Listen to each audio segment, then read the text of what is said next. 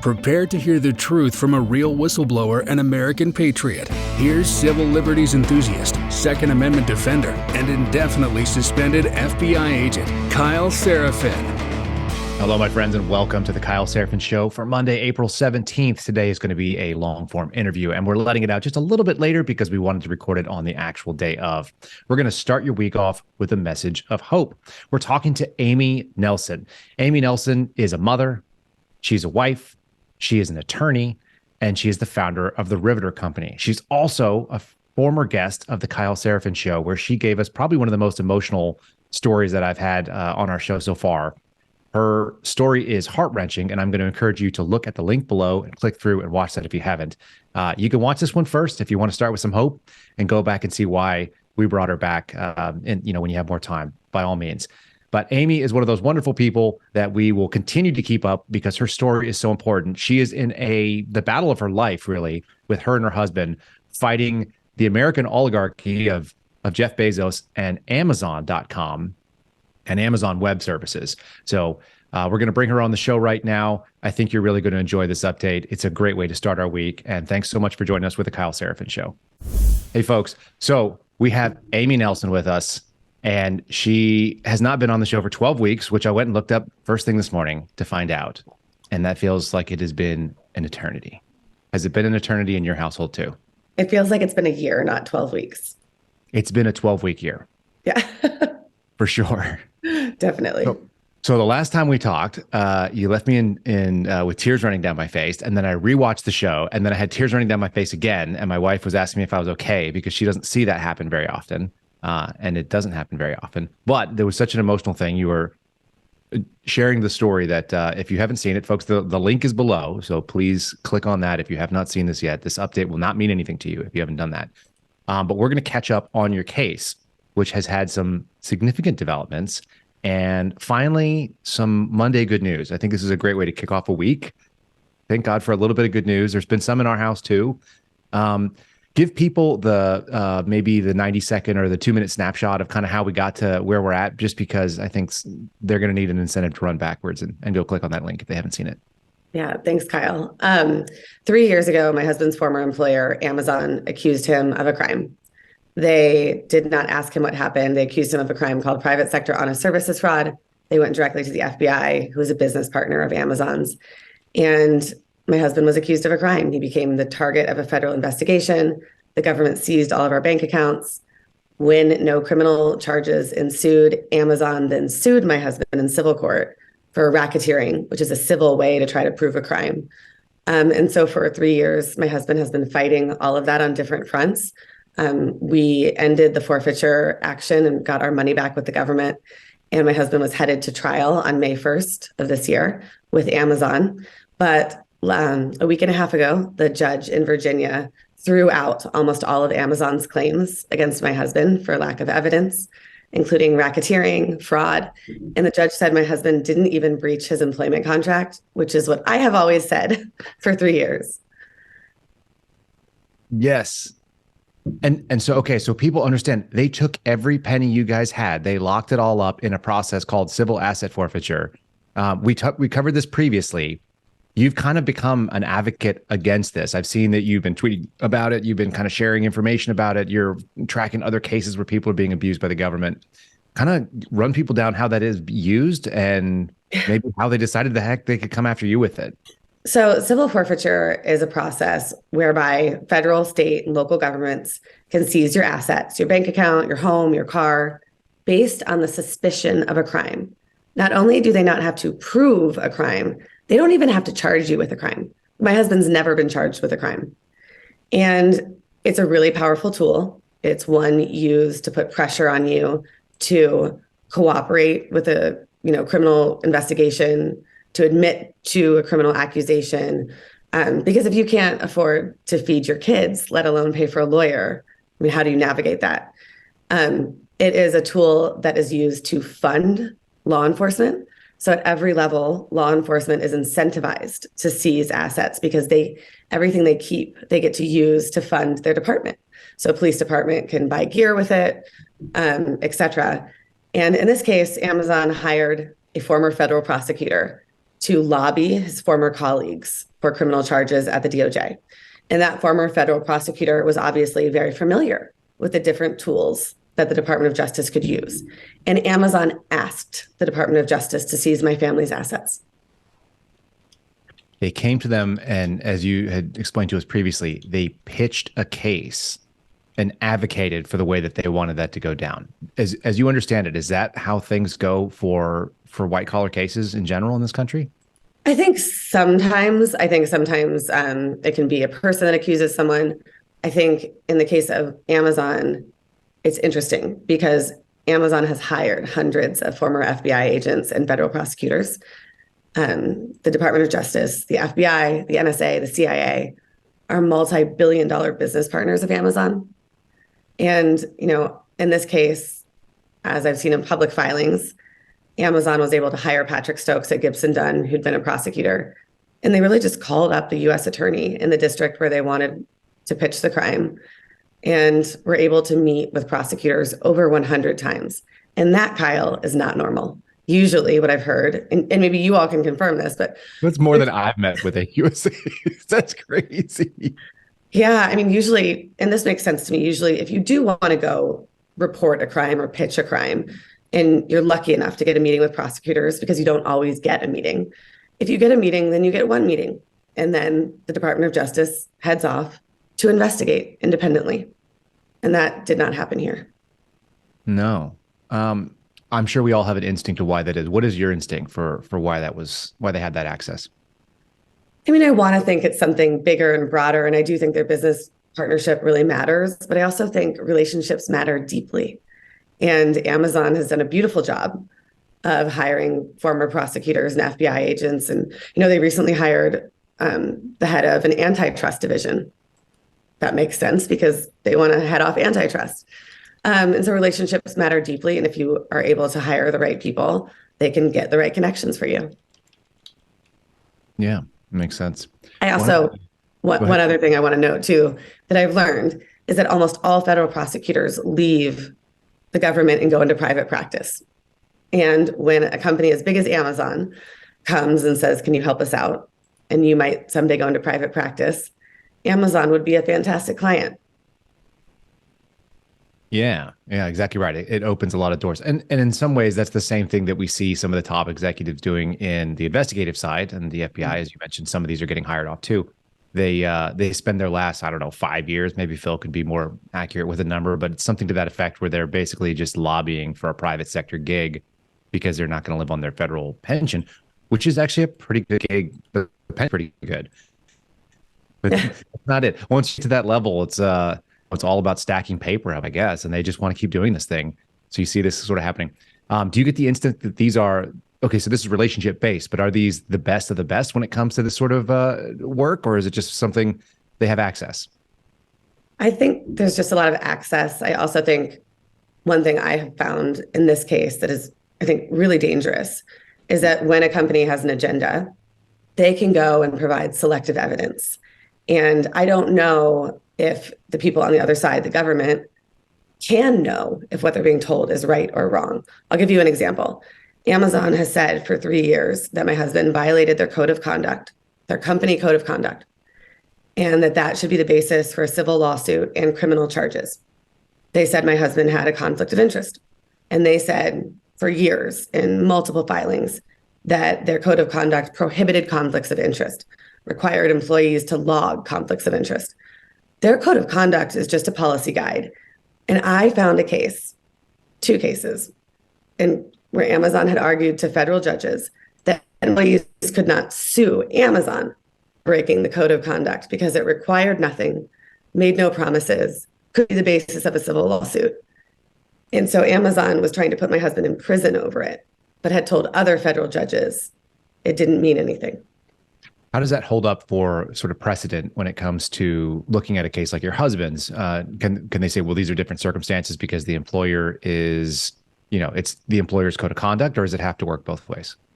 It has to work both ways. And the judge in Virginia in the civil case, said that in his order dismissing most of Amazon's allegations that Amazon was prohibited from arguing that their code of conduct could be the basis of a lawsuit. because you can't argue one way in one case and one way in another. It doesn't make any sense. It's almost like there's a private sector sort of honest argument fraud going on there. I mean, sometimes I think I would ask, who is the criminal here? And I don't think it was anybody Amazon accused. No, I think that our listeners will probably think the same thing. Let's kind of get into the details and just so people know, Amy has told me there's some things off limits that she can't talk about. So if we're skirting around certain topics, it's not because we don't want to ask the questions. It's because she's got some obligations, because this is not over yet for your family, although it is in a far better place than we left it 12 weeks ago. It is. What did the fight look like? First of all, how long were you arguing in front of this judge in Virginia?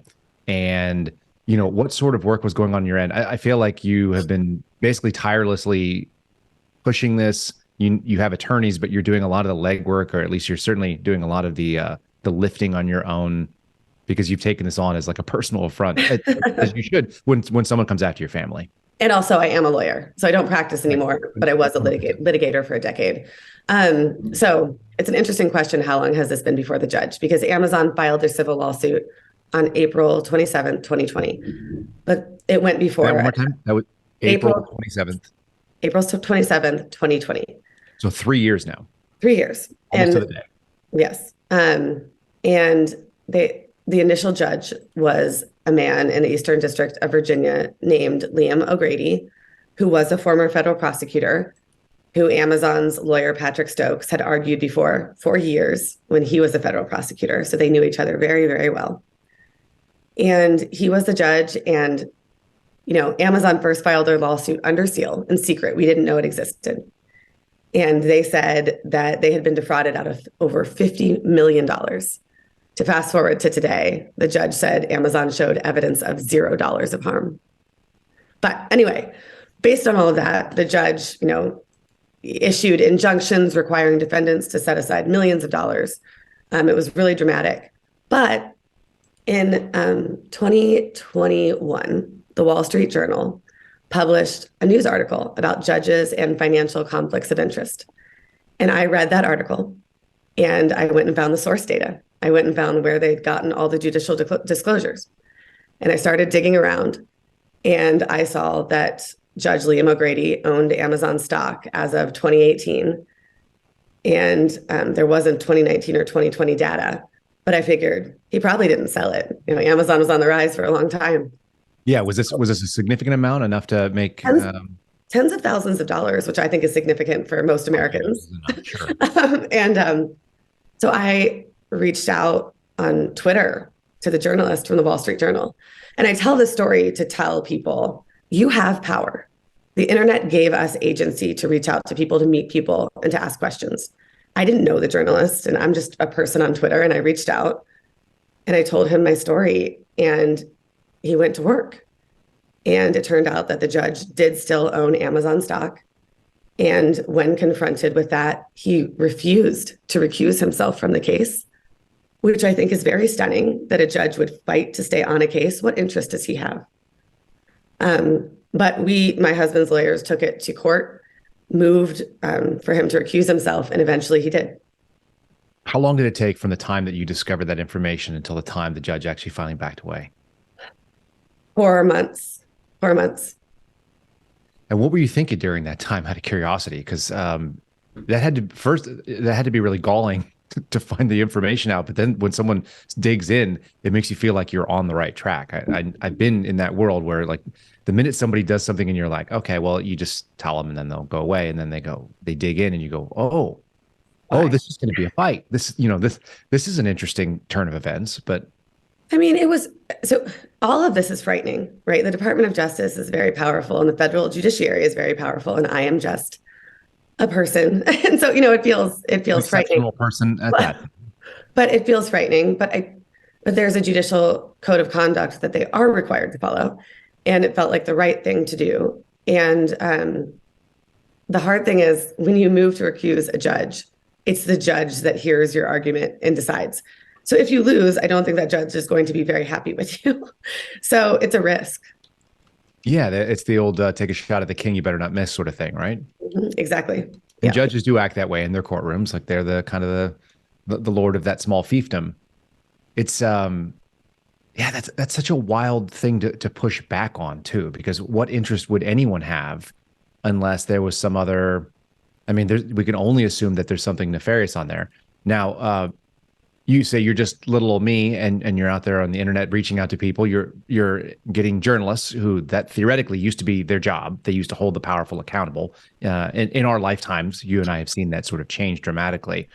But the other thing is that you're tenacious in a way that most people roll over. Most people in your husband's situation plea out. They don't fight this at all. So this is the DOJ has bandwidth to handle people like you, because usually they're just bullying people, is kind of what we've talked about previously. Yeah, I mean, I think the Department of Justice, that I've learned, they have a certain set of tools that they can use to encourage people to agree with their allegations. That includes civil forfeiture. It includes threatening additional charges. It includes, we had an FBI search warrant.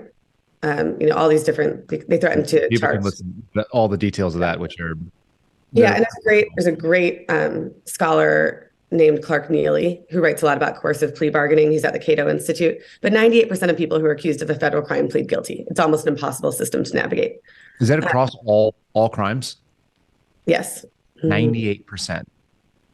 It totally makes sense too, though, because people, well, historically speaking, the DOJ was very judicious in what they chose. Yes. Right? So that's the other piece of it. They only pick the slam dunks because that's the way the system is set up. They're incentivized to do something to get people through it.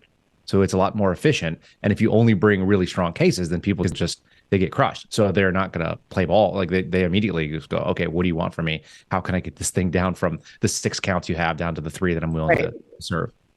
Right. But I think we're in a different scenario now where, we have mass incarceration in America. More and more people are accused of crimes. And so maybe there's not the same rigor that was applied. But my husband knew what he had done. He knew what he had not done. And he was not going to plead guilty to something he did not do. It's not in his constitution to do that.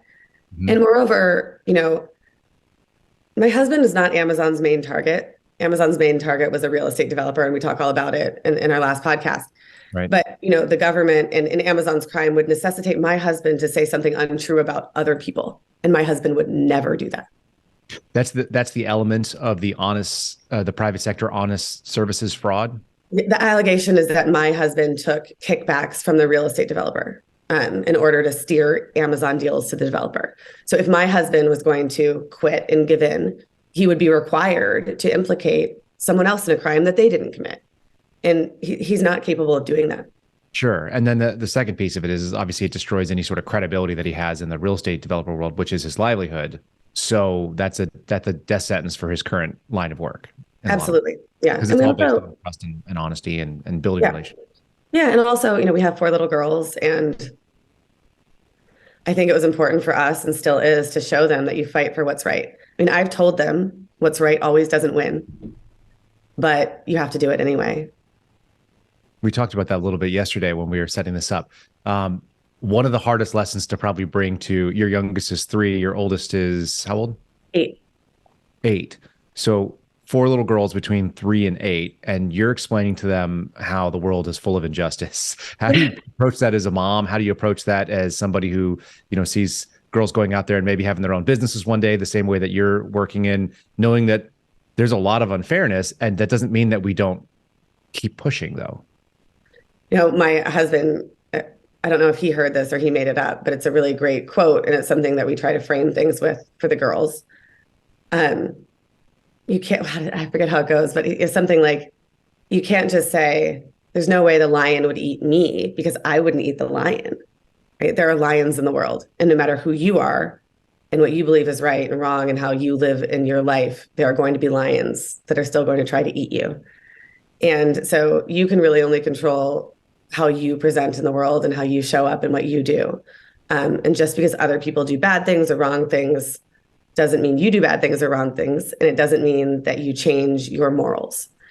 And but I try to do it, but it's interesting how this comes up in my everyday. My 7-year-old has learned to read, and we were driving by a bank the other day, and she said, "What's that?" The bank's name is Fifth Third. And I said, "Oh, it's a bank." And she goes, "And that's where you keep money, right? And I was like, yes. And she goes, because it's safe there, right? Eek. And I mean, like for 42 years, I would have said, absolutely, yes, it's safe in the bank, but it's not.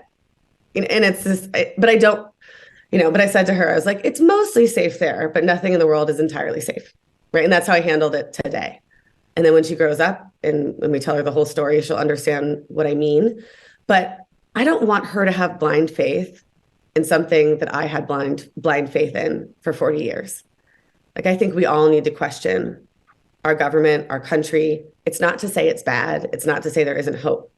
But I think I very blindly accepted a lot of things that I shouldn't have. And I want to encourage them to grow up questioning and understanding. Yeah, what do you attribute the blind faith to? Is that a generational thing? Or is that just a circumstantial thing? Because I think a lot of people have that, and a lot of people still have that. That's not a thing that, and maybe as you approach other people, because you've got to approach people that still have that faith, I have to imagine. Yeah, I mean, I think, I don't know. I think I love America. I love what we were. I know that a lot of other countries would love to have a democracy where they got to vote and choose their elected officials. So I thought that we were really lucky. And I think I always thought that even if we were imperfect, because I've always thought we were imperfect, there was hope in good actors and a desire to be more perfect. I don't necessarily believe that anymore. Yeah, that's one of the ugliest things about all this stuff is disillusionment. I was on a Twitter space last night where we talked about that. And it was essentially, it's like, you're only able to be betrayed by things that you actually trust or people that you actually trust or institutions or organizations. Like nobody can betray you if you didn't trust them. You just assume that they were scum to begin with, but that's not what we're dealing with. We're dealing with somebody that you're like, you have that feeling that they're going to do the right thing because you would do the right thing. It's the lion argument, right? And yeah. It's so good. It's so simple. I'm probably going to take this back to my girls too, who are it's a good one. Yeah. But it's really helpful. You cannot project what you would do in the world to another actor because some of them come from a nefarious place. It's also really interesting because you just said, I love America. I, appreciate our system and all the things that go along with it. And that used to be a very common liberal progressive thing. You historically have been on that side of things. You still have some feelings that way. You're obviously, even if you're in the center, you're on kind of left of center of the political discussion. I think that's. Do you feel like your colleagues, the friends of yours that sort of don't understand what you're doing, but used to be on your team, do they understand that sort of sense? Have they moved from it and left you behind, or where did that happen? I think this has been an interesting experience. So Kyle, I was an Obama fundraiser. I spent a lot of my life like very actively working for Democratic politicians. And when this all started, I was silent for a year and didn't talk about it. This has been 3 years, right? So for a year, I didn't say anything to anyone. And then when I started to tell our story, I started reaching out to journalists because I wanted journalists to tell our story. And the quote, mainstream media will not speak to me. And believe me, Amazon called me a conspiracy theorist, which is very easy to do because I've been telling our story on social media. And it's interesting, like, do they think the federal judge in Virginia who dismissed their case is a conspiracy theorist? But, I've been dismissed by a lot of friends, colleagues, people on the left for talking to people that are on a different political spectrum than I am, for talking to Glenn Beck, for talking to Tucker Carlson. But what I would say about Glenn Beck and Tucker Carlson is A, just because I go on someone's show doesn't mean I agree with everything that they say. B, what I'm talking about, civil forfeiture and the injustice of the justice system, primarily impacts folks who are progressive and Democrat, right? Like mass incarceration impacts folks of color, low-income folks, immigrants. And so anything I say to people that will hear it on the other side of the political spectrum, that is so powerful. And I feel that people on the left should be applauding me for going out and talking about this. Civil forfeiture should be abolished, and it primarily impacts people that do not look like me. And so, like, why wouldn't we want me out there? And then the third thing I'll say is like, listen, what I have found to be very true in today's journalism is that folks who don't identify as progressive or, on the left are far more curious about hearing a story and digging in and hearing the facts, even if it's complicated, even if it's messy. Whereas the more mainstream media just wants a simple, reductive story, and they don't want to piss anyone off. It's particularly people in power, and Amazon has a lot of power. I'm going to dig into that further. You're using a term, mass incarceration. I want you to give me your definition of it. I know that you're not using it lightly. This is something that you, I don't know if we agree on it, but it doesn't make a difference. I want to know kind of what you see and then why you see it that way, if you don't mind kind of laying it out. Yeah, I mean, I think so. America puts a higher percentage of its citizens in prison and jail than any other country in the world. Mm-hmm. More this than is not a race thing. This is not. Do you see it as a class thing, maybe? So I think so. It started in this. I'm not like a historian, and I don't pretend to know this incredibly well. But what I do know is that our incarceration rate started spiking in the 70s and 80s with the war on drugs. And I also do know that there's recordings of Nixon talking to his Attorney General Ehrlichman about creating drug laws and targeting people. And the drug laws did a great job of leading to mass incarceration. And I think drugs are bad. And I think the drug war has failed. And I think we should be dealing with it in a different way. So I just think I probably agree with you on all those things. So especially having seen that, when you create a quote unquote war on something, we have a war on poverty. We can't spend our way out of that. If we had used that money for something else, it probably would be useful now. Or if we'd use it in a different way, as opposed to just sort of throwing it at people and giving them subsistence as opposed to thriving, right? Yeah. And mass incarceration, it benefits companies. Like that's who it benefits, right? Like that. Are we talking about because of prison labor, or is there another reason why? Because of the services prisons eat up, right? So they eat a lot of services because there are millions of people who go through that system. So food and lodging, and we pay for it. You, Kyle, and I. We pay. And there's private prisons, which are not cheap, and that's where I've met some really, really wonderful people that used to work for Bureau of Prisons, got really, really good at running prisons efficiently, and then took over private sector ones because they're good at it and they're profitable at it. And they make it the most efficient, and they know how to run prisons. Yeah. But there's definitely a lot of money involved in those contracts because then the city or the county or a state come in and pay it. So, okay, fair enough. I think the conservative version of mass incarceration, the word mass incarceration to me feels like indiscriminate incarceration. It's not quite what you're saying. You're saying the percentage has increased at a high level. Yeah, I mean, to define the term because I've heard people use it differently. Okay. Like they're scooping black people up off the streets in Chicago and throwing them in jail. And it's like, oh, I don't think you understand how the justice system works. But that doesn't mean that they're not over prosecuting certain things or that we are not wasting our resources, which is probably a bigger piece of it. Yeah. Things that we can't win. We can't stop the flow of drugs in this country because there's a demand for drugs. So they're going to be met. Right. And I just think, and I think that like where we are now with fentanyl and the opioid crisis, which was the opioid crisis was created by Big Pharma. Mm-hmm. But like we should try to help people, right? We should try to help people and make them better so they can be productive members of society. I look at it largely from like American greatness and our economy and like how do we become a better country? How do we serve our kids better? And we don't serve our kids better by letting their parents be drug addicts and be in prison. We serve our kids better by trying to help people, and so I just wish we did that. And I think it would be better economically too.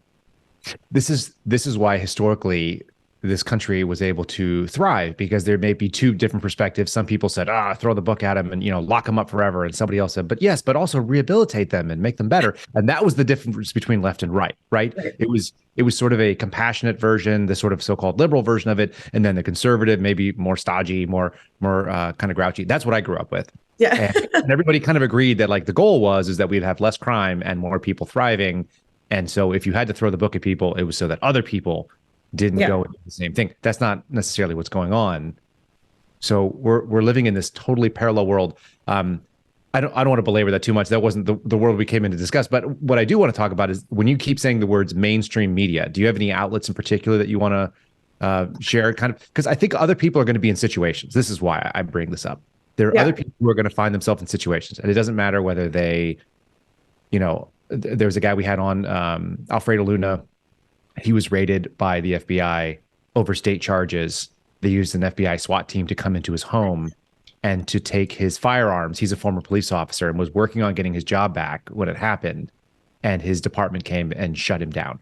And so there are people who go like, I've got a story. My story is insane, and your story is insane.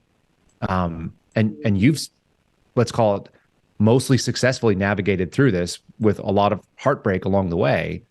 And you found what doesn't work, but you've also found something that does work. So I'm curious if you can kind of say like, what were the dead ends, and how did that, how did you know they were a dead end? How'd you get shut down on them? Well, a lot of times people just won't email me back at all. And these are some journalists I know. As you know, I'm an entrepreneur, and my company, The Riveter, did get a lot of press, before the pandemic, and so I did know some journalists, but in journalists I knew just wouldn't email me back, or one conversation and there was no follow up. I've been asked to be on shows and just kind of ghosted, and so I think when I think of like CNN, MSNBC, we've never been on a network, NBC, CBS, ABC. We've never been on any of the network news shows, but it's that's hard. But at the same time, I think one thing I realized at a certain point is that you can also tell your own story. And I was very reluctant to go on TikTok, because I had a following on Instagram of 25,000, a community on Instagram that I'd grown over years.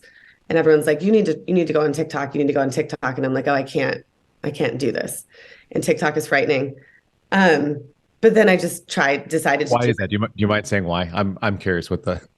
Well, first of all, everyone kept telling me the Chinese were stealing our data, which maybe they are, but so was Mark Zuckerberg. At the end of the day, it's like, I don't if you're on the internet, you're on the internet. Well, there's certain people that maybe shouldn't be doing that. Like if you work in the intelligence community and you're my former boss, maybe you shouldn't be doing TikTok videos because you're in charge of like a federal agency that investigates the Chinese. But if you're a lady who lives in America who wants to share a message and the Chinese know what you're about, I don't know. And and I also I felt like everyone on TikTok was 22 years old and putting makeup on the camera or something. It just felt I also feel this way. So I don't know if that's true or not, but it seems true to me from the outside. Same thing with Instagram for me. I don't get that either. It seems like there's a lot of women just staring at their own bodies. And there is a lot of that on social media, but TikTok is also really interesting because Instagram is a closed world where you choose who to follow and who to see.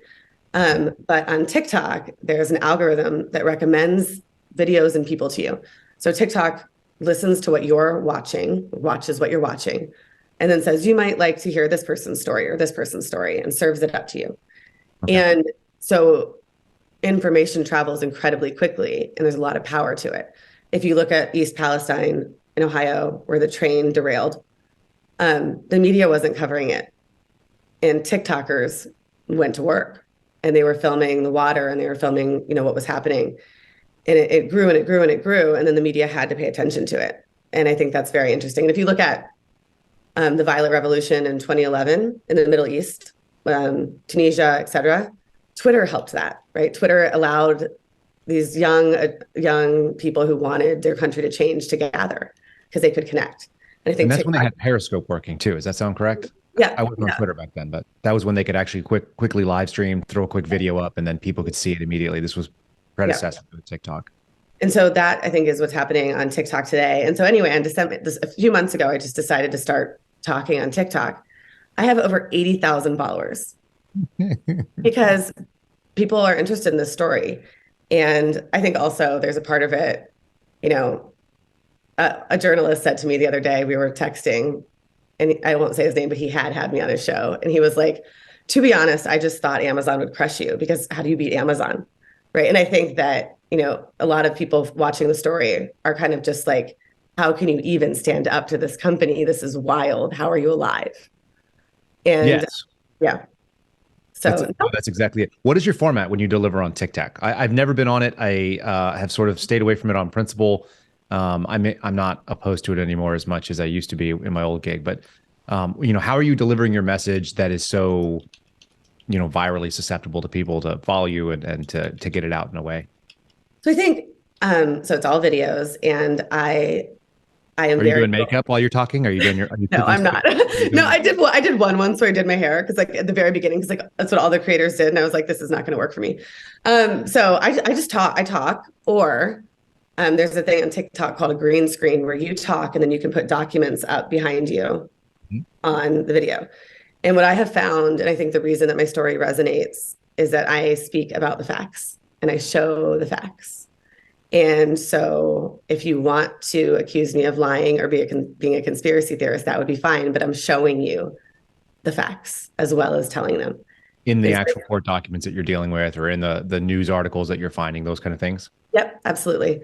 What does the engagement look like? Can people respond to it with comments, or how does that? Okay, so they get people respond with comments, and I have a video I did just giving an update about when the judge in Virginia threw out 6 of the 7 allegations against my husband.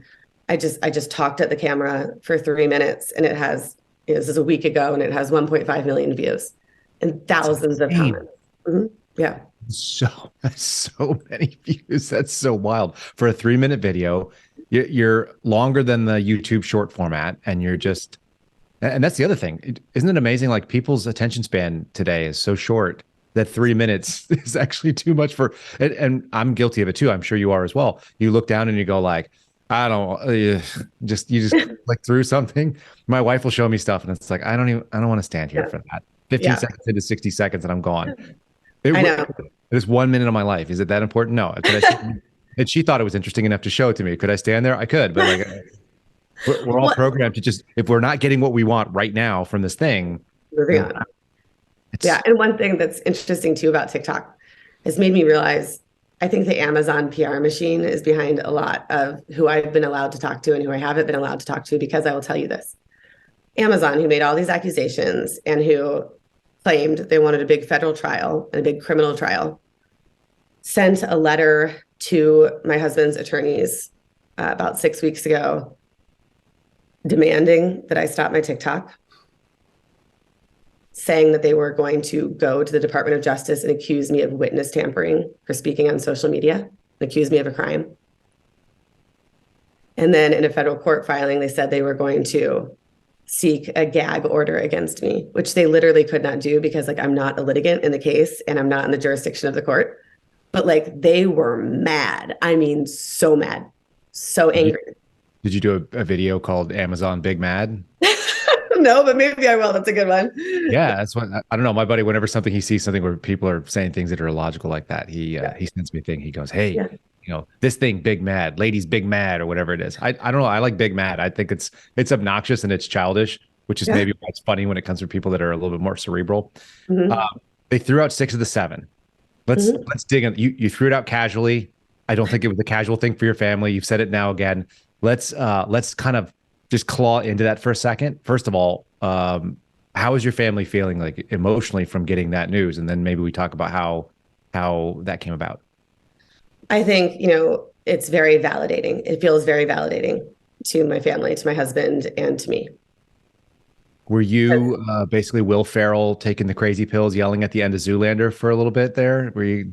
Well, it was funny. My husband called me. He was out of town for something related to the civil case. And I was in my minivan with 2 of my girls. And he called me and said, it's called a summary judgment order. And he goes, they threw out the racketeering on summary judgment. And I just screamed. I let out a scream, because it's not frequent that you win on summary judgment. Summary judgment means we're going to the judge and saying, before we go to trial, there's not even enough evidence that a jury needs to hear this. There's no issue here. Let's just deal with it before trial. So it's very hard to win because there has to be literally no issue. And the judge is kind of going out on a limb because they're taking it off the docket. They're saying, yes, this doesn't even deserve the time in my courtroom. Correct. And so, we were hopeful that we would win because we thought we were very right on the law and the facts, but you don't know. And so I was shocked. And when my husband told me that, I just thought it meant that one claim was thrown out. And then I drove home and I sat down at my laptop and opened up Pacer, which is where you go to get federal filings. I opened it up and I was like, oh my God, they threw out almost everything. And it was this I mean, I've been harping for 3 years that my husband didn't even breach his employment contract and they're trying to put him in prison. And I've like emailed Jeff Bezos and Andy Jassy. I've emailed all the Amazon guys this. I mean, I just, and because why not? You're relentless. You're relentless on social media too. And it's my favorite. It's just like, you're just throwing rocks at their castle all day long. Who cares? And the breach of contract claim, the judge just like, I feel like maybe he watched my TikToks. I know he didn't, but it was like, you don't know that there's 1.7 million people watching these things. Somebody watched it. Yeah, like you just said everything I said. Like it was, and the injustice of the fact that we had to spend years of our lives to prove that point is hard, but and a lot of money, I imagine too. It was a lot of money. And so that was great. So it's great. But then, when my husband came home, I was talking to him and I'm like, you do not seem happy. Why are you not happy? And he's like, how do you not stand here wondering what they're doing in the dark? These guys are malicious. They won't stop. Like, what are they doing? And I think he has a really valid point. I now have a new theory of what Amazon will try to do because they're not going to stop yet. They don't want to lose. I think a lot of careers are on the line at Amazon at this point and at their law firm, Gibson Dunn. So, and my husband, my husband's like, we're still on the battlefield. And he's right, and you can't really. He seems very pragmatic. I only saw him on camera for a few minutes, but he seems like he's a nuts and bolts kind of guy. He looks like a kind of a physical creature too. Like he's just right. I mean, he's kind of a bigger guy. He just looks this is like high school stuff. I mean, he's a 6'4" ice hockey and football player. He's a big guy. Okay, so that was my impression. Just not, like kind of the guys that I was always around, just athletes, people that were not shy from conflict, but also like he seems like he's a real serious individual. Is he playful too? Is he funny, or is this super playful, super fun? Okay. I mean, this has made him far more serious, but he's also like, he is serious when he needs to get the job done and always has been. He's like, call that flipping the switch in the military. Like there's times to go to work, right? Yeah. And he's just like, just keep doing the thing you have to do. Just keep doing it. And he's always said to me for 3 years, because, there have been times where this has been really, really devastatingly hard. And, he always says to me the one thing, this won't last forever. And I think that means really thinking about that. Because in most terrible situations in life, they won't last forever. Someday, this will be just a chapter in the book. It won't feel like the whole book of my life. And so that's a really good thing to give perspective. But we're still in that chapter. And I do think Amazon will keep trying to hammer us. I don't think they know how to lose very well. I think you're correct. One of the things that we used to do when I was doing training in the military, a lot of special operations training, I always told kids the reason why they quit and I didn't, because I was older than them. I was 10 years older. I said, I've had 10 more years of waking up at the end of really bad days, or going to bed at the end of really bad days and the day ended. Mm-hmm. And they may not ever see it ending because they don't have the perspective, but you're in the right spot as far as your life. You're in kind of the power curve to be able to do this kind of stuff and know, and you've got your husband out there letting you know that this too will end. Right. I mean, it can't last forever. They can't even feasibly keep their attention on you forever for all the money they're going to, if they could, but they won't, because at some point they cut their losses. Like there's no way around it. They have to cut their losses on these kind of things. What has the impact been on you've been public. We haven't seen Carl nearly as much. Has he been public at all? Is he allowed to be public? Is that something you guys worked out as a strategy beforehand, or how did it come that you were, enraged and on TikTok and doing 1.7 million views of your 3-minute court synopsis, which is not necessarily like a sexy topic for a lot of people. I know. I'm like, wow, we all have a lot of like lawyer wannabes or junior lawyers out here. I think there are a lot of those people that actually are like that too. So that's kind of fun. There's an outlet. So how did you guys break up these roles? So first, my husband has no social media presence, never has. So he calls Facebook U-Face and thinks that he's like, why would anybody ever do that?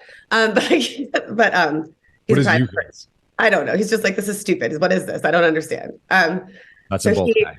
Yeah. He is a private person, so didn't have any social media. And there's one thing, like when Amazon threatened to accuse me of a crime, they're like, we can only assume that Miss Nelson is acting in concert with her husband. And I'm like, you assume incorrectly. Also, like, I am my own person and I do things on my own, but that's whatever.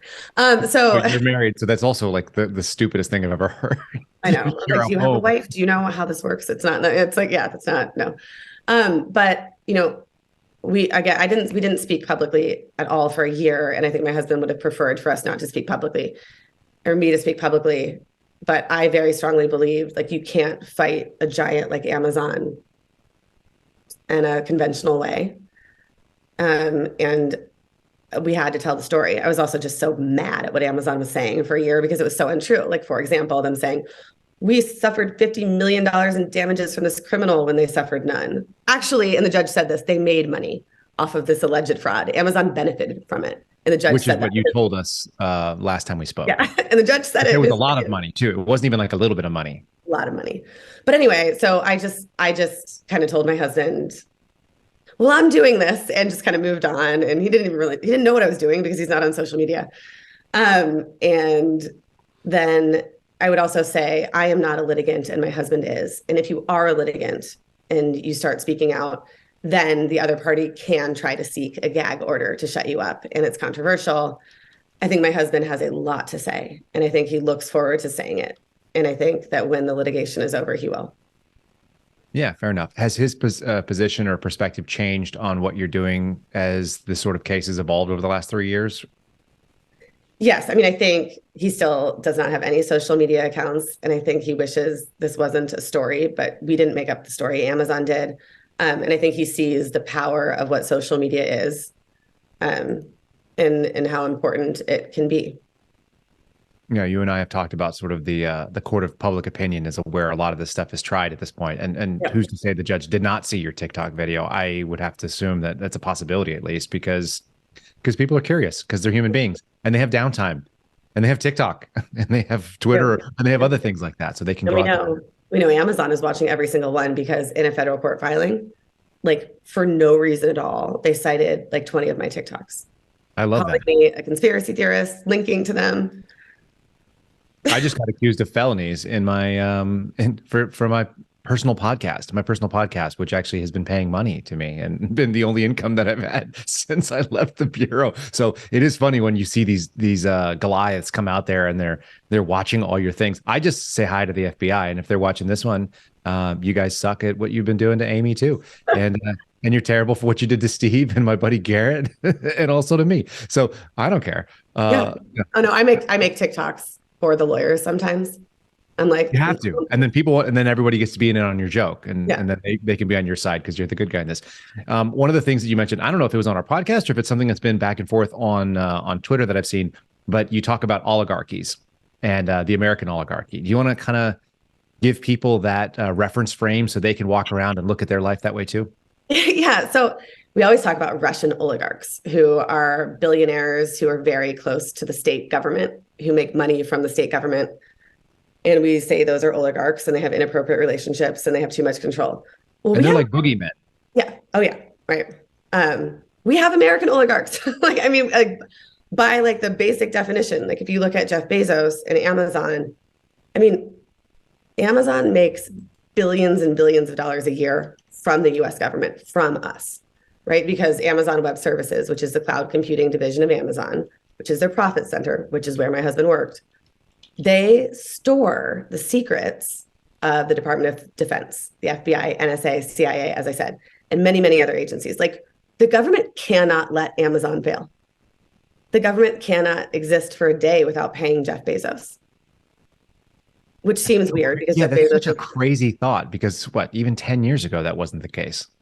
It 100% was not the case 10 years ago. And in 2013, it all changed because the CIA awarded Amazon a $600 million contract.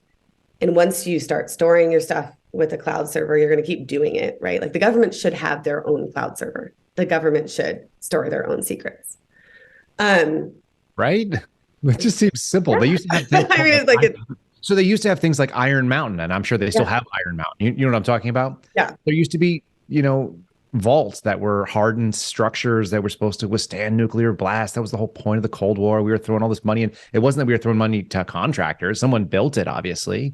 Yeah. They maintain their own stuff. Now they love farming the stuff out, and it's put them in bed with a lot of different companies. I know there's a two-way street on that. I mean, obviously it keeps Amazon going, but it also gives the federal government access to a lot of Amazon records that they wouldn't maybe otherwise share, right? Yeah, absolutely. And I think this should be not a left or a right issue. This should be the American people against, the six richest people in the world that are trying to screw with all of us and have the ability to do so at the expense of our federal system. 100%. We are on the same side here. I mean, because this is like, to me, I think about this all the time. Like, we are divided by a lot of issues, and we've talked about this, that impact very few people. And I'm not saying they're not important issues, but they, issues that impact fewer people. When there are these really big issues that impact all of us and people in charge, and there are people in charge who are leading these things, and we should just really look at the overall system. I mean, and when I think about the oligarchy too, I look at both political parties, Democrats and Republicans. And, when you have an oligarchy and you have these billionaires with so much power, and then you have a system in America with campaign donations, I mean, all politicians, Democrats and Republicans, should just put on like their own version of a NASCAR jumpsuit and like show the logos of their top 50 brand sponsors, because that's who they're working for. They're not working for us. That's who they're working for.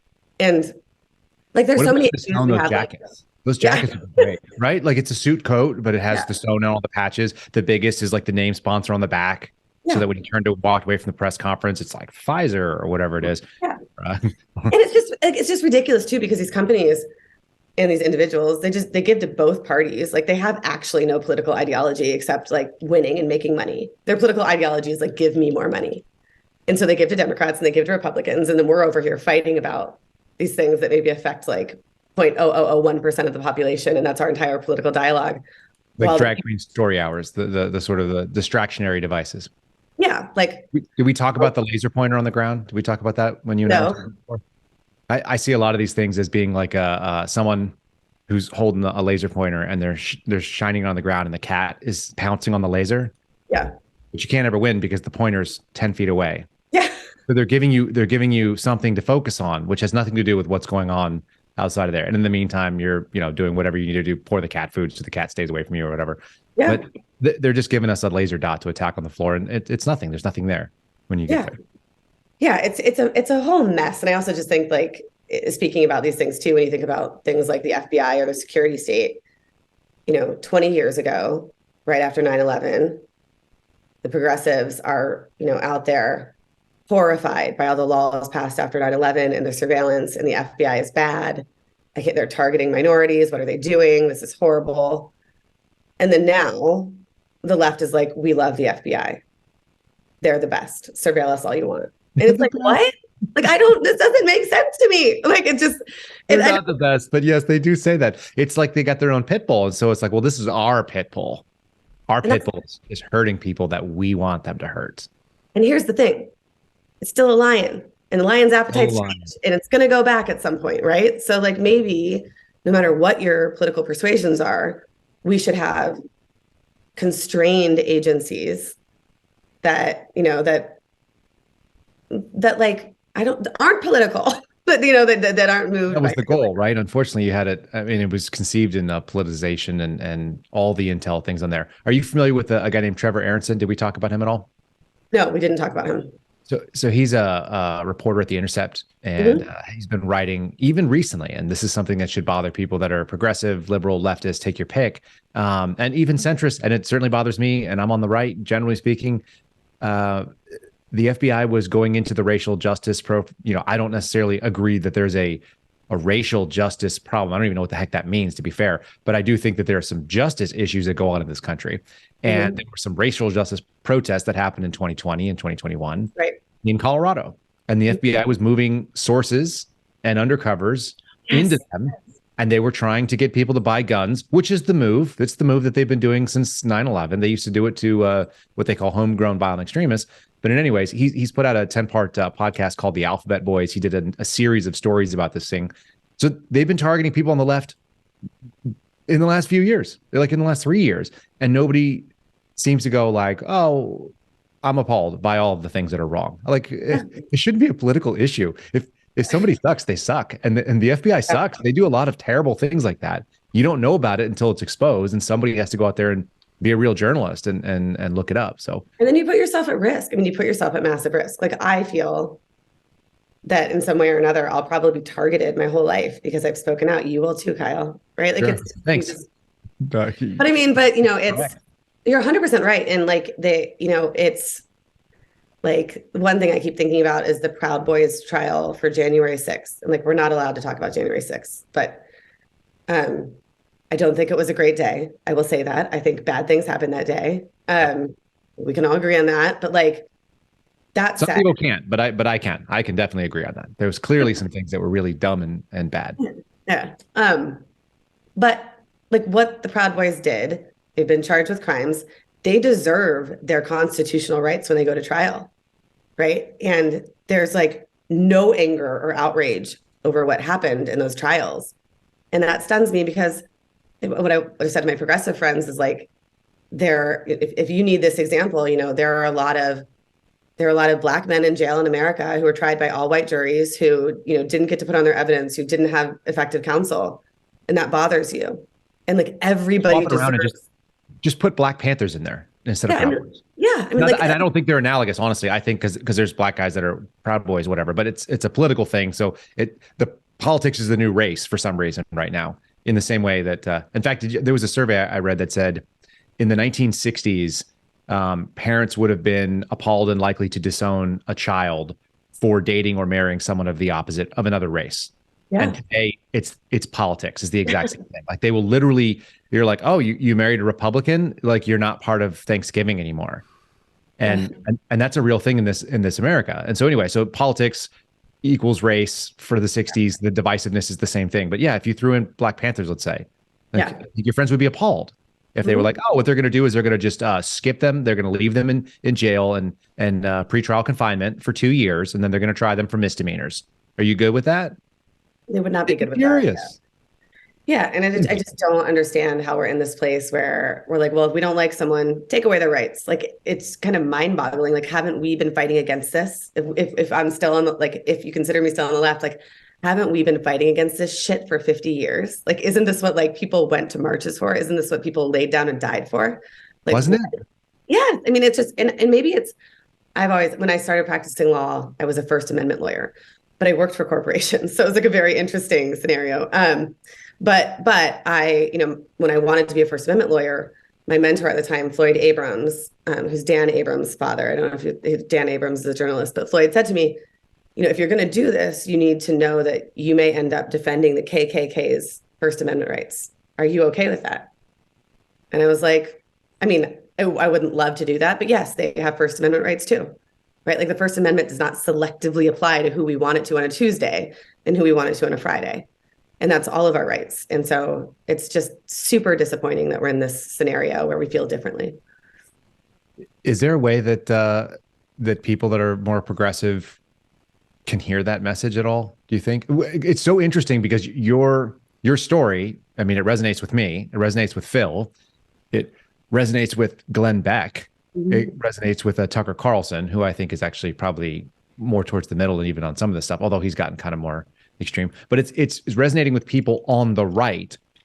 And those were not your people for most of your life. As you said, you raised funds for Barack Obama. You were on the financial steering committees with his stuff. So how do other people that believe the way you did, like if you're not a crossover example, then what the heck does? I don't know. I mean, I don't know. And this is something that like I will grapple with for the rest of my life. I think about this a lot. I don't know. I don't know why we are where we are in America. It's a terrible place to be. It's horrifying. It's not going to help any of us. Like we're not in a good place because we can't talk to each other. That's not to say there's not people on the right, because I've seen people who've said things was like, well, she voted for this, good for her. Like now she's reaping what she sows. And it's like, no, she's a mom and she's got kids. What the hell are you talking about? Like, are you out of your minds? That's a terrible position. There's no, you can't be a Christian, which so many people on the conservative right are, and then also say really, really nasty, vindictive things for someone who says, look, I got this problem. Can you help? Yeah. It's a crazy position for me to imagine people coming from. Yeah. And I think I also think what happened to my family. So this actually started under Trump's DOJ, but Trump didn't know about it, right? He had nothing to do with it. Like it's line prosecutors. Those are your rank and file prosecutors in a judicial district, right? I don't think there was anything political to this. I think, and this is why I go back to the oligarchy and why this matters so much. This was a corporation weaponizing DOJ. So it's not just that politicians can weaponize DOJ. Corporations can, and they do, right? That's right. And that's in the corporation's influence over politicians as well. And that is, I think, the bigger, broader picture. And again, these corporations don't have a political ideology other than like making money. All they want to do is make money. They'll play either side as needed. They'll play either side. They don't give a shit. Sorry to curse, but they don't care. They don't care, right? Like they just want to. I think you're entitled to it at this point. I don't know. Yeah, they want to make money. And so, I don't even like, and that's part of the issue for me. It's like, I don't think this is political. And yet the story of it has become very political. And that's really interesting to me. And I don't get it. No, it's shocking because it's not a political story. Right. It's all about money. And that's what I always tell people too. And I know you're experiencing it, but it's like the reasons why people are corrupted are the reasons why people have always been corrupted. Yeah. It's money, it's power. Sometimes it's sex, but generally speaking, those are just aspects, as an aspect of one of those two things too, in a lot of ways, because it's showing money or power. Yeah. Yeah. And now we're in this like weird struggle with these people who had all the money and had all the power and they're not winning. And they're like, what do we do? And you're like, I don't even know what I think I have an idea of what I think they'll do. Like, I really believe that Amazon will go back to the Department of Justice again and try to get them to do what Amazon failed at doing. And I have a theory of why I think they'll do that now is, Amazon was internally led by a lawyer. This whole thing was led by a lawyer named Dennis Wallace, and he hired this law firm, Gibson Dunn. And Amazon hired them to secure criminal charges, right? Because they sought criminal charges for months and months and months before they bothered to file a lawsuit. Like, criminal charges is what they wanted. Mm-hmm. And that's the return that they sought on their investment. And now I'm like, oh my gosh, you know what? So Gibson Dunn, Amazon's one of their biggest clients, and they want to keep their client. And they could say, okay, maybe we didn't win in the civil court, but we got you these criminal charges. Now, if the prosecutors mess it up, that's on them. We got you what you wanted, right? So they're like, we did our job. We got the criminal charges. And I'm just kind of terrified that they're going to go and keep presenting these like bizarre facts that don't make sense and convince prosecutors to do something and then let prosecutors take the fall, which is sad, but like that would allow Gibson Dunn to save face. And it's plausible deniability, saving face, all that. We did the right thing, but we can't. We can only throw the touchdown pass. We can't run it into the end zone for you. That kind of deal, right? Yeah, it's just like I'm like, and this is my life. This little chess game that these lawyers are playing. Right. In the meantime, you're spending your money. They're spending our money, and also our money that came in through huge government contracts. So Amazon's just weaponized against the people of this country. In a way, what other oligarchs do you see that probably are operating the same way? There's got to be a couple other ones that are. I think that Mark Zuckerberg has a ton of influence. Like if you look at the Restrict Act, that is Zuckerberg's baby. It's his ability to crush competition. Right. Probably Twitter right now. Everyone keeps saying it's about TikTok, but I suspect it's probably not about what they said, just because I don't believe any of the pitches come at, right? Yeah. So I think Zuckerberg is a good example. I think, although Rupert Murdoch is not American, he has had a massive influence on our culture through media and politicians, et cetera. And so I think he's someone else with a lot of different power. Yeah. You think about Bill Gates, he's out there doing his thing. Yeah. He's like low key oligarch, but like, but he's out there, like he does a lot. He does a lot around dealing, in health and dealing with farming, that we don't. Why is that guy? He is the least outdoors, the least healthy looking, kind of weird.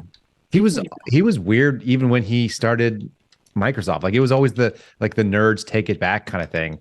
And now he's it's like, you can't wear a sweater and go to a farm, bro. I don't know what your deal is, but it looks really, really weird. It's incongruous. There's like a lot about Bill Gates that we don't know. That's my take on Bill Gates. There's just a lot that we don't know. I'm not sure I want to either.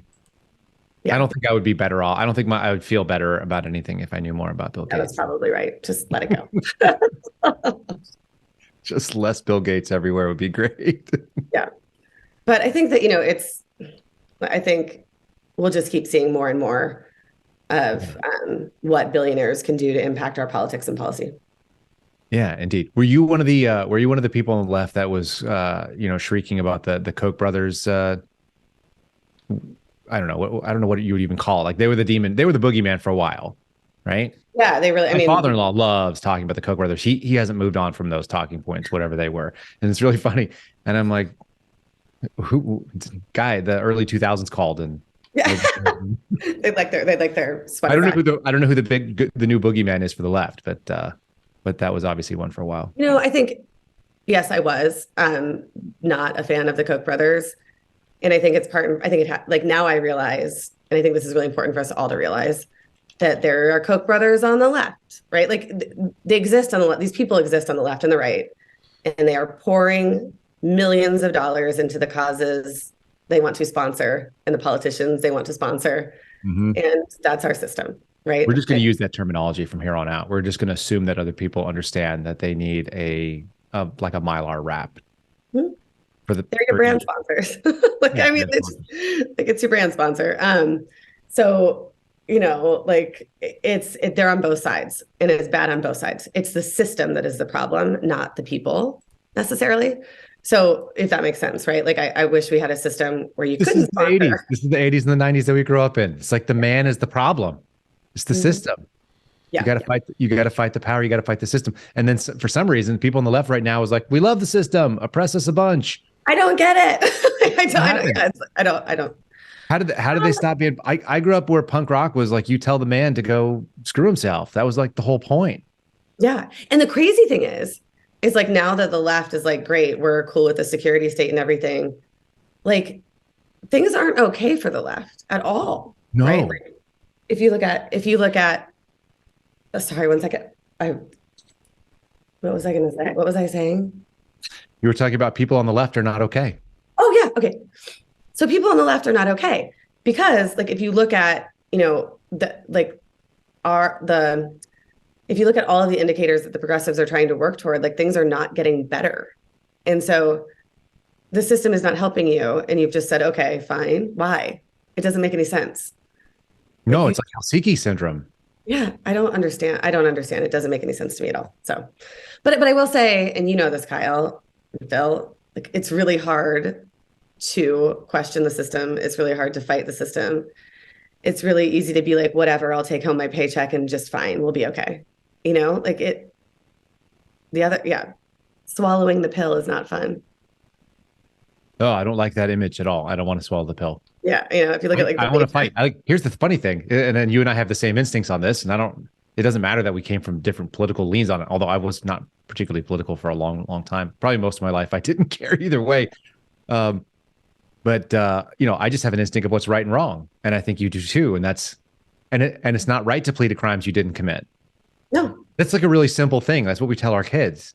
You just tell the truth, and it'll be okay. It won't necessarily be okay. It turns out, as we are demonstrating, and I'm sure your kids do the same thing, where they brief strangers on your scenario in weird ways. It's like, oh yeah, we live in Ohio now because Dad got accused of a crime by an oligarch, or whatever things that they've gleaned from your conversation. Oh yeah, I mean, my 5-year-old who's in pre-K, her teacher the other day was like, so Merritt said like Amazon is a monster, and that's okay, but like maybe. No, it is. Like she was like, maybe she needs to understand why. And I'm like, I'm sorry. Oops. I wouldn't even apologize for that. It's like, you need to understand why. That's what I would. And so when I took her home, I said to her, I go, Merritt, Amazon is not a monster. Amazon is a logo. It's the people that work there that are doing this to our family that we have an issue with. And their names are, and I take off their names because that's what, like, I'm not going to let. I think it's part of the reason I've made a lot of people very angry is I use their names. Yeah, that's what somebody said to me. I get this thing. They go, they don't like you because you name names. Everybody wants to be anonymous. Everybody wants to do evil and have nobody know their name. But they don't let you not use your name too, right? Like Amazon. They're going to name you. They named my husband. And so I'm, it's also, and I refuse to let my children believe that corporations are humans. Corporations are not humans, despite what the law says or anything. It's just a brand, and it's human beings who wake up every single day and make this decision. Every single day, as far as I am concerned, Amazon's general counsel, David Zapolsky, who knows me personally, has shaken my hand, has looked me in the eye. Every day, David Zapolsky wakes up and hunts my family. Yeah. That's what it feels like, whether he thinks about it. And here's the thing that I also think is really gross. And I can't remember who told me this. Maybe Phil told me this. Phil, this might have been a you, but you you experience things differently because it's attacking your family and you're never not with your family. This is their job. They wake up, they go to it, they hunt your family, they make you uncomfortable in your own home, in your own skin. You worry about whether or not they're going to come and arrest your husband in front of your children. Yep. Then they clock out, and then they go on a nice weekend and they go to a bar and have pub food. And then they say, well, then maybe we'll go to a winery this weekend. And in the meantime, you're thinking, if I go to a winery, are we going to get intercepted on the highway and arrested by the FBI for some sort of thing? Yeah. Right. I mean, because they can clock in and clock out. And this is everything that you have. This is the only thing that you can deal with. The only thing. And then on it the never goes away. It doesn't ever go away. And on the flip side of it, I think the miscalculation then, at least by Amazon and their lawyers, Dennis Wallace, and who did this, this is my family. This is our family. This isn't like a contract issue, right? This is all that we have. And so we will fight with all that we have. That's how it has to be. This is every 80s movie too, by the way. That's the other thing. I mean, we were actually primed for this fight. You and I both were. And many other people, I think, as well. Like, we're not alone in this. There are others that are having the same sort of struggles.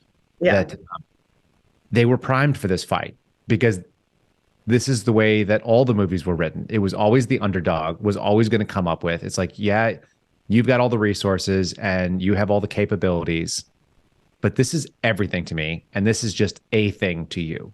Mm-hmm. Yep. And I'm going to fight it like it's everything. And you can't, there's no end to it for you. It's not like you could ever give up and be like, well, we'll just accept our fate. I can't do that. We would fight. I mean, because I talked to my husband's lawyers, if there is a criminal indictment, we fight to trial.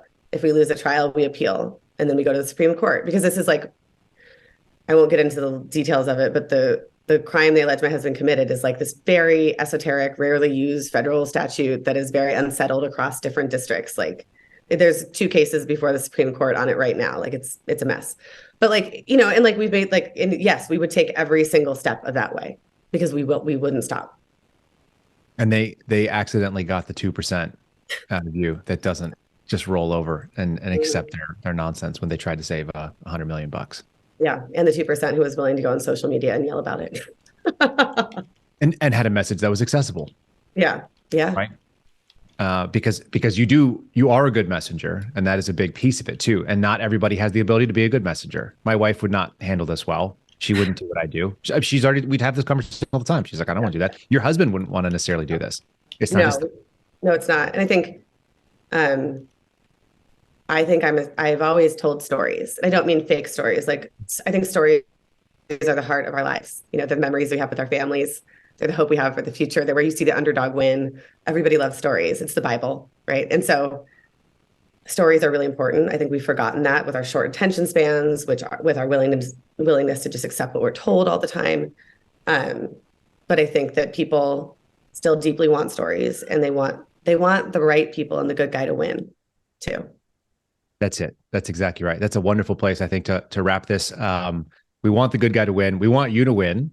Phil and I both want you to win, and we want you to keep us apprised. Hopefully you have another successful 12 weeks. Hopefully it just keeps trending that way. Things have been trending pretty well for us over here. Maybe we've reached a little turning point. So I'm appreciative of your story. I'm appreciative of the way you tell it. And we're going to keep bringing you these stories here on the Kyle Seraphin Show, folks. If you have not seen the first interview, if you decided to listen through this thing and not know the whole backstory, go back and listen to the more emotional and certainly less fun version, but very important story that Amy told us 12 weeks ago. I'll put the link in the description below. You have been listening to the Kyle Seraphin Show. We do really appreciate it. Phil, do you want to read us a 5-star review you got hanging out there?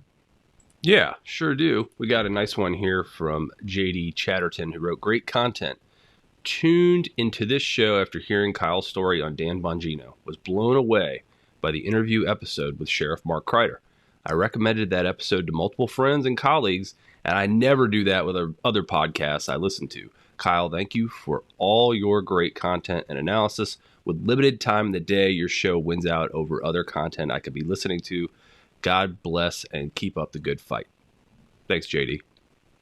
Yeah, that was a wonderful thought. And we're going to talk to Sheriff Kreider again. Actually, he reached out to me and said, we should record another podcast. And I was like, oh, okay, let's do it. So we'll see what's going on with Mr. Mark Kreider.